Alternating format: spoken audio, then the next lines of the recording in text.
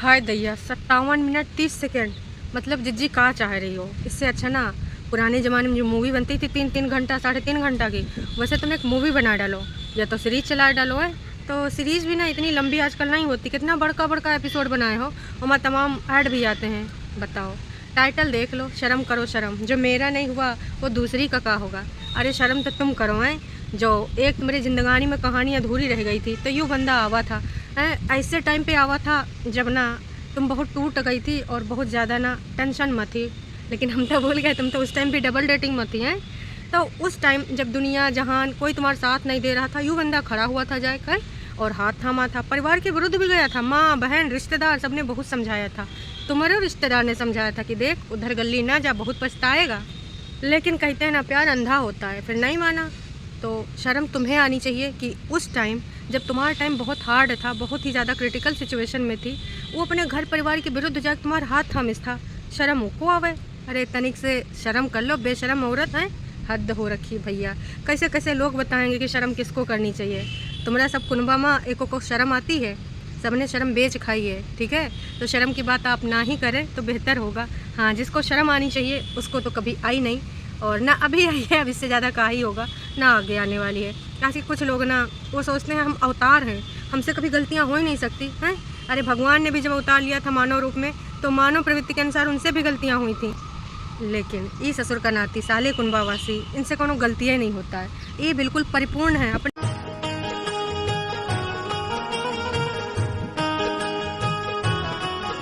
मतलब छोटा मोटा मजाक कर लीजिए, चलता है हैं? पर अब हद इतना हो गया है दुनिया समाज में कि ये बेशरम लोग बताएंगे कि शर्म किसको करना चाहिए। अरे जिनको शर्म आनी चाहिए उनको तो आई नहीं। हद हो रखी है। तुम लोगों से ना शर्म भी ना अपना अस्तित्व बचाए रही है कि साला हम सब किसके भरोसे आए गए हैं, किसके पाले पड़ गए हैं, जो हमको भी शर्मसार कर रहे हैं ना। तो तुम लोग इतने गिरे हुए तुच्चे किच्चड़ लोग हो कि का ही बताएं। शर्म ना तुमको आई है ना आएगी। आते खन मैडम बोल रही हैं रिप्लाई तो हमको बहुत पहले करना था, लेकिन टाइम नहीं मिला। काहे जी, रौनका रौनका खुशियों खुशियों के बीच में तुमको टाइम नहीं मिल रहा काहे? अरे कह देती हम खाना पानी नहीं बनाएंगे, फुल्का नहीं फुलाएंगे, अभी हमको रिप्लाई देना ज़रूरी है, दे देती। अच्छा अच्छा, अम्मा जी रहा ना देती हैं, बड़ा हरामी हो बेटा। कहे कि भाई अम्मा की देहरी पर रह रही हो तो अम्मा का ही चलेगा। और अम्मा इससे पहले भी कई बार तुम्हारा ऑफ कैमरा लगा चुकी है। खाना पानी बनाओ, सबका पहले खियाओ पियाओ, सारा काम करो, उसके बाद ना तुमको जो भी करना है अपना वीडियो बनाओ। अभी कहाँ जी, आगे आगे देखिए होता है का। तो जैसा कि पहले किसी इंसान ने इनसे कहा था कि देखो जहरीली परेतिन जो भी होता है ना ज़िंदगानी में अच्छे के लिए होता है, और कोई कितना भी कोशिश कर ले उनके असली चेहरे आ जाते हैं सामने। इसके अलावा पंडित जी ने भी इनसे बताया था कि अब आपकी ज़िंदगानी में ऐसी ऐसी चीज़ें आएंगी सामने जो आपने सोचबा नहीं करी होंगी। तो पंडित जी है कौन, तनिक बता दीजिए, हम भी ना अपना ज़िंदगानी का चिट्ठा पूछ लें कि पंडित जी हमारी ज़िंदगानी में अब आगे का आएगा, अब आगे का आएगा। इसके अलावा जितने लोग देख रहे हैं ये लोग भी पूछ लें, काश कि इन सबको ना पता नहीं कि इनकी ज़िंदगानी में क्या होने वाला है। कम से कम पंडित जी का सहारा लेकर इन सबको भी अपनी ज़िंदगानी का आगे का पता चल जाए। और हम तो कह रहे हैं ना, वो पंडित जी का एड्रेस है ना अपने पति को भी दे दीजिए। अरे कुछ नहीं, इंस्टाग्राम दे दीजिए या फिर मोबाइल पे दे दीजिए। अच्छा अच्छा, वहाँ तो ब्लॉक करे हैं। हाँ, आप तो भाई अपना क्या बोलते हैं, क्या करने वाली थी, बॉन्ड बनाने वाली थी। आज तक हमको टाइम नहीं मिला, कहा कि वहाँ सासू अम्मा रहती थी, अब बॉन्ड बनाने वाली थी और आपने अनब्लॉक नहीं किया, इंस्टाग्राम पे भी नहीं किया। कौनो बात नहीं, आप सबकी तो बहुत सारी फेक आईडी, कौनो एक आईडी से ना भेज दीजिए कि लो पति जी इन पंडित से संपर्क कर लो, कि तुम्हारी ज़िंदगानी में आगे का कहानी हो जाएगी, तुमको भी पता चल जाएगा। कबो या और कबो एक ही बहनियाँ, ये दोनों मिलके ना कबो पंडित जी को कबो भगवान जी को सबके ऊपर मढ़ा करते हैं कि भगवान ऐसा चाहता था इसलिए ऐसा हुआ। इनके कुकर्म जिम्मेदार नहीं है, इनकी कहानी जो भी हुई है ना, भगवान ऐसा चाहते थे इसलिए ऐसा हुआ। वाह, क्या एक्सप्लेनेशन देते हैं ये लोग। उसके अलावा अब कुछ नहीं मिला तो पंडित जी मिल गए। अरे पंडित जी को अपने भविष्य नहीं पता होता, तुम्हारा का बताएंगे कि आने वाले टाइम में ऐसा ऐसा चीज़ आएगा कि तुम सोची भी ना होगी। वैसे जज्जी अभी और ऐसा टाइम आएगा जो तुमने कल्पना भी नहीं करी होगी, और वो ना सबको पता है, पंडित जी को नहीं पता है। आने वाले टाइम में तुम्हारी ज़िंदगी में बहुत हार्ड टाइम आएगा, बहुत, और उसके लिए ज़िम्मेदार सिर्फ और सिर्फ तुम हो। भले तुम किसी को भी बोलती रहो कि यूँ जिम्मेदार वो जिम्मेदार, इंसान अपने कुकर्मन का खूब जिम्मेदार होता है। और तुम्हारी बहनियाँ भी कल विवाद में कूदने की खातिर ना बोल रही थी कि कोई चाहे एक्स को बोले, जेड को बोले, सास को बोले, ससुर को बोले, ननद को बोले, पड़ोसी को बोले। अगर पति पत्नी का बॉन्ड अच्छा नहीं तो उसके लिए खुद ही जिम्मेदार हैं। तो अब तुम यूँ कहोगी तो हाँ हैं, बिल्कुल हैं, मैं नहीं जिम्मेदार हूँ, सिर्फ पति जिम्मेदार है, यही बोलोगी ना। बताओ, बहनिया को कुछ नहीं मिल रहा है, झाड़ू पोछा बर्तन बेडशीट लगावे के अलावा, तो विवाद में कूदना चाह रही है कि ससुर का नाती ये सब तो कंट्रोवर्सी करके पैसा डॉलर कमा रहे हैं, मैं कैसे दूर रह जाऊँ। तो भैया अपना टाइटल लेकर आ गई है।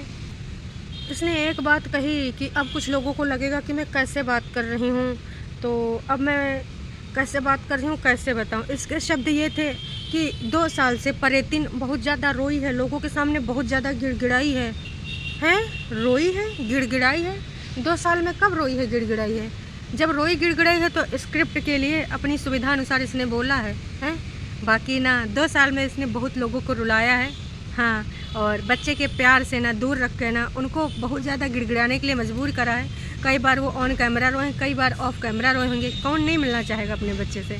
तो बहन, तूने रोया नहीं है, तूने रुलवाया है, और तूने पता है बेहतर तरीके से कि किसको किसको रुलवाया है। तो फालतू की ना नौटंकी ड्रामे बंद ही कर दे तो बेहतर होगा।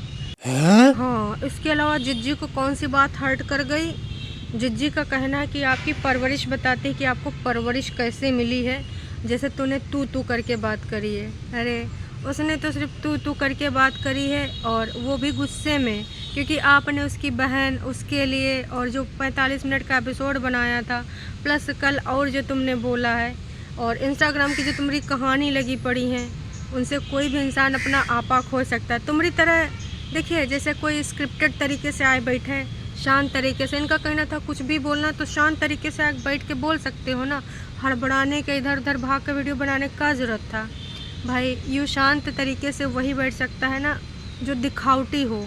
अब अगर किसी में गुस्सा आ रही, अग्रेशन हो ही रहा, तो वो हो ही रहा है तुम्हारी हरकतन की वजह से, हैं भाई। वाह वाह वाह। अभी आप जो आई हैं प्लान करके कि आप शांत तरीके से प्यार से बात करेंगी, ये स्क्रिप्ट है मैडम, इसी को स्क्रिप्टिंग कहते हैं। ये आपके रियल मनोभाव नहीं है। रियल मनोभाव कल आए थे, परसों आए थे, जब आपने बोला था इतनी ऐसी बात है कि सास को वहाँ भेज दो, तीर्थ यात्रा भेज दो, ऊपर रहें नीचे रहें, सास को निकालने चली हूँ घर, हैं?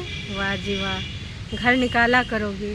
वो थे तुम्हारा रियल मनोभाव। लाइव में तुम्हारा रियल मनोभाव आए थे कि तब आपके संस्कार किधर गए थे, आपकी परवरिश किधर गई थी कि ऐसी चीज़ें बोलूँगी कि ना डिप्रेशन से दूर हो जाएंगी सासू अम्मा। घर तो उसका भी नहीं बसने देना जिसने मेरा उजाड़ा, और न जाने कैसे कैसे शब्द आपने यूज करे थे। तब आपका परवरिश कहाँ गया था मैडम? परवरिश, वैसे परवरिश बताने का ज़रूरत नहीं होता है जिज्जी, मुंह से बोलने का भी ज़रूरत नहीं होता। परवरिश तो दिखती है, हैं? और इतने दिन से दिख रही है और सारे लोग देख रहे हैं, तो इको कहते हैं मैडम परवरिश। बढ़िया ही परवरिश पे ज्ञान देने वाली। भाई स्क्रिप्ट के तहत अच्छा बन के बोलो, अंदर तुम्हारे कितना भरा है वो कल परसों वीडियो में पता चल गया था ना। तो अभी ना तुम ढकोगे कितना, वो का कोई मतलब नहीं है, सबको पता है सच्चाई का है, ठीक है। तो उसके बाद नागिन ने वही चाल चली जिसके लिए वो जानी जाती, जिसमें वो माहिर है, कि जब इसका पति प्यार में था इसके और इसके बहकावे में था और आग इसकी लगाई हुई है, तब भड़काती थी, तरह तरह की बातें करती थी, वहाँ पे अच्छे बन के दिखा रही है। जाहिर सी बात है जब तुम आग लगाओगी और जिसको लोग रोक रहे हैं, प्यार में बंदा अंधा हो ही जाता है। तब उसने कुछ लड़ाई झगड़े करे थे, इनका फ़ोन किसी ने बोला कि इनकी बहन ने कुछ इनकी चीज़ें ले ली थी, तो उसने कुछ ऐसे शब्द बोले थे, तो मैं शॉक्ड रह गई है, क्योंकि मैंने अपनी ज़िंदगानी में कभी ऐसे शब्द सुने नहीं थे। हमारे यहाँ तो अमृत वर्षा होती है, जो मलिक्षा है ना, सबको इतने अच्छे शब्दों से बुलाता है कि क्या ही बताएं। मलिक्षा के कुकर्म देखे हैं? आई बड़ी परवरिश पे बात करने वाली। देखिए कैसे लोग हैं। कई बार होता है ना कि जो पति पत्नी होते हैं ना, उनके बीच में हर तरह की बातें होती हैं, परिवार को लेकर भी कई बार ऐसी चीज़ें हो जाती हैं। जब इंसान प्यार में होता है, बहकावे में होता है, तो उसको अपने ही लोग दुश्मन लगने लगते हैं, और जब दुश्मन लगते हैं तो जाहिर सी बात है उनके बारे में कुछ ना कुछ बात निकल गई होती है। तो उस टाइम जो बात निकली थी उसका फ़ायदा उठाने कैसे आई है ये मेंटल है, मतलब इतनी होशियारी काश अपने तुम्हारी तरफ जो तुमको बहकाए रहे हैं, जो स्क्रिप्ट पकड़ा रहे हैं, उनको समझने में लगाई होती। लेकिन इस टाइम तो ना इसको बस एक एक पॉइंट निकालने कि कहाँ से कहाँ निकाल लूँ और इसको जलील कर दूँ कि देखो ये तो अपनी बहन के लिए भी ऐसे शब्द यूज़ करता था, इनके घर में तो परवरिश ही ऐसी हुई है। देख मेंटल नागिन, ये सब ना हम लोग बहुत अच्छे से जानते हैं कि कई बार ऐसा होता है जब इंसान बैड तरीके से रिएक्ट करता है, कई बार ऐसा होता है और हर किसी के लाइफ में होता है। वो बहुत अपने आप का बहुत बैड रूप होता है जब कोई शॉर्ट टेम्पर्ड होता है या गुस्से में होता है, ऐसी तमाम हरकतें कर बैठता है। इसका यूँ मतलब नहीं होता कि इंसान है वो पूरा का पूरा बुरा है, सभी ऐसा कर जाते हैं कभी ना कभी। बड़ी यही ज्ञान देने वाली। हाँ, शुरू कर तू अपनी स्टोरी, अब शुरू कर। अभी मजा आएगा ना भिड़ो। अरे नहीं, अब कह रही है कि मैं अपना शुरुआत से लव स्टोरी बताऊंगी, शादी कैसे हुई। तो जिज्जी हम सबको पता है, 565 बार बता चुकी हो, लाइव में भी बता चुकी हो, वीडियो में भी बता चुकी हो कि हाँ जिज्जा तुम पे मरता था, तुमसे बहुत प्यार करता था। हाँ, आज 10 साल और जोड़ दिए हैं कि भाई इनको 10 साल से पसंद करता था, इनके गलियों में ना रांझा बन के घुमा करता था। ये अपने आप को हीर समझती हैं। फिर उन्होंने प्रपोज़ किया, उन्होंने एक्सेप्ट करा। ये सब ना 365 बार सुन चुके हैं। कुछ और है तो बताओ। अपने गुणगान हैं। और मैं बहुत ज़्यादा रिस्पेक्ट कर रही हूँ। आप इन्होंने ये किया, आपने ये किया। सही माँ, मतलब बताए रिस्पेक्ट कर रही हैं कि देखो ये मेरी परवरिश है, मुझे ऐसी परवरिश मेरी माता ने दी है। वाह रे वाह माता, आपको परवरिश देना आता। तो माता ने ऐसी परवरिश दी है कि मैं आप और इन्होंने ही कह के करूँगी, क्योंकि हमारे घर में ऐसा किसी के साथ बदसलूकी नहीं किया जाता है। सही माँ। जी थोड़ा पीछे जाते हैं, 1-1.5 साल पीछे। ए बाप सुन, आए के खाए जाए, इतने लोगों को खिलाते हैं, तुमको भी खिला देंगे। और 2 दिन पहले जाते हैं, ये आदमी ऐसा ही है, इसका रूप ऐसा है, ये पापी है, अत्याचारी है। देखो का तुमने बोला, जान को खतरा है। कमाल करती हो। और आज आप पे आ गई। जिज्जी कुछ समस्या है। देखिए इलाज करने से सब कुछ हो जाता है। आजकल ना सब कुछ बहुत आगे बढ़ गया, देश तरक्की कर रहा है ना। तो अगर देश में नहीं इलाज है तो विदेश भी ले जाएंगे। टरू वाले ना चंदा लगाएंगे, हम तो देने से रहे ना है ना। चाहे जितना महंगा से महंगा इलाज हो, टरू वाले अपनी जिज्जी के लिए इतना तो करेंगे ही। तो बताइए अगर कुछ है। हमें लग रहा है थोड़ा हिल डुल गवा है, कब वो कुछ बोलती हैं, कब वो कुछ, कब इनके अंदर संस्कार आ जाते हैं, संस्कारी बन जाती हैं। और कब वो एकदम ना अग्नि का रूप है, ऐसी अपनी चीज़ें बोलती हैं, ऐसी ज़ुबान कर लेती हैं कि लगता है इससे गंदी तो कोई होगा ही नहीं करेगा। 45 मिनट के वीडियो में तुमने काका अपने पति को बोला था, भूल गई हैं? बहुत तेज हो रहा है। मतलब इतना ज़्यादा अपने आप से प्यार है इन पगलियों को कि क्या ही बताएं। देखिए सेल्फ लव बहुत ज़रूरी होता है, लेकिन इतना अंधा कि अपने आप के आगे जो तुम्हारी ज़िंदगानी में घर परिवार रिश्तेदार तो दूर ही छोड़ दो, घर वाले ना दिखें, अपने लोग ना दिखें, इसको क्या ही कहेंगे भाई। मेरे रिश्तेदार ने जिसने तुमको बोला था कि इससे शादी ना करो, तुम्हारी ज़िंदगी बर्बाद हो जाएगी, तो उस रिश्तेदार से भी मेरी आज नहीं बहुत पहले बात हुई थी। उसने तो कुछ ऐसा बोलबा नहीं करा। मतलब जिज्जी पूछताछ कर रही हो। कमाल है। रिश्तेदार थोड़े बोलेगा कि हाँ देख मैंने ऐसे कहा था। का है जिज्जी, मतलब जिज्जी बस वह है खींच खिंचा के किसने कहा कि भाई कोर्ट मैरिज कर लो, मेरी माँ बहन नहीं मानेंगे। फिर मैंने कहा कि ऐसे काहे नहीं मानेंगे। उसमें कोई नई चीज़ नहीं है, पुरानी चीज़ों को जो 100 बार दोहरा चुकी हैं बस वह दोहरा रही हैं। इसके अलावा कुछ ऐसा है नहीं। जिज्जी पॉइंट पे आओ ना, काहे शादी वाला अपना लंबा एपिसोड करे के खातिर बता रही हो। 2 बार नहीं, 10 बार नहीं, कम से कम तुमने 100-150 बार बता चुकी हो, अब नहीं सुनना है। इसके अलावा भाई उसने क्या बेइज्जती करी है कि आप पहले छोटा सा चैनल खोल के बैठे थे और अपना योगा दिखाते थे, उल्टे पुल्टे पोज करके दिखाते थे, उससे कुछ हो ही नहीं पा रहा था। फिर आपने देखा आपके लोकल में एक बड़ी फेमस यूट्यूबर है, फिर आप ना सोचे कि इसके जैसा बन जाते हैं। आप ऐसे क्या दिखाती थी हैं, बड़ी फेमस यूट्यूबर। तुम ना कुछ भी नहीं, एक से एक बड़का यूट्यूबर पड़े हैं दुनिया समाज जहान में, लेकिन ना तुम्हारी तरह अपने रिश्ते को बेच के और ताक पे रख के और उसमें गंद पाए के नहीं अपना, मतलब ये किन लोगों को ये मार्गदर्शन दे रही है? मुझे तो नहीं लगता कि इसके पग चिन्हों पे चल के कोई अपनी ज़िंदगी को सही रास्ते पे ले जाएगा। टरू वालों, तुम्हारी ज़िंदगी ख़राब होने वाली है अगर इनके कहे अनुसार और इनके दिशा निर्देशन अनुसार तुम अपनी ज़िंदगानी को चलाते हो। तो इसका कहना यूँ था कि भाई इसने ना कौवा चला हंस की चाल हमारी तरह वीडियो बनाने का सोचा तो वो अपनों चाल भूल गवा। अरे तुम हंस हो, तुम कौवा भी नहीं हो, कौवा से नीचे जो कौवा खाता है तुम वो हो, समझ गई। इसके अलावा इसने फिर से अपना सबसे गिरा हुआ रूप दिखाया कि तुम्हारी तो ब्याह नहीं हो रहा था, 35, 36, 33, 32 साल के जो भी हो तुम हैं, तुम तो 2 साल की बच्ची हो हैं, तो तुम अपने घर में हंगामा करते थे, एकदम से सोते सोते उठ के बैठ जाते थे, आतंक काटने लगते थे, मेरा ब्याह नहीं हो रहा, मेरा ब्याह नहीं हो रहा, मुझे कोई अपनी लड़की नहीं दे रहा। तो मास्टर जी, पड़ोसी, अगल बगल के छोटे छोटे बच्चे भी आ जाते थे और उनको सबको पता है कि तुम्हारा ब्याह नहीं हो रहा था। अरे बहन, वो क्या करे, तुम्हारे चरणों का आए के धोए के पी जाए हैं, तब तुम मान लोगी कि तुमने उससे ब्याह करके पता नहीं कौन एहसान कर दिया तुमने। भाई भगवान करे ऐसी बंदी किसी को ना मिले, किसी को भी नहीं मिले। सोचो उस टाइम की चीज़ें कि कैसे यहाँ पर आए के उन चीज़ों को यहाँ भून रही है। अगर किसी ने बताई भी हैं, बोल रही मेरी परवरिश ये सब मुझे नहीं सिखाई है। परवरिश तुमको यूँ सब सिखाई है कि तुम किसी के बारे में ऐसी बात करो, यूँ परवरिश तुमको सिखाई है। तो जिज्जी ने कई बार भाई मना किया कि देखो मैं शादी तुमसे नहीं करूँगी, तुम्हारे घर वाले नहीं मानेंगे, लेकिन वो बार बार बोलता रहा, पैर पकड़ के गिड़गिड़ाता रहा कि मैंने कुछ भी हो जाए शादी तुमसे ही करनी है, थारी बाह पकड़ी है तो नहीं छड़नी। वाह जी वाह। और फिर मैंने जिज्जी का कहना, मैंने कहा उससे कि अगर तुम्हारी माँ नहीं मानेंगी तो तुम क्या करोगे। तो भाई प्यार में डूबा आशिक ने कहा कि थोड़े दिन के लिए हम लोग अलग हो जाएंगे, उसके बाद तो माँ मान जाएगी है। और फिर जिज्जी ने कहा कि नहीं, फिर हमें नहीं करनी।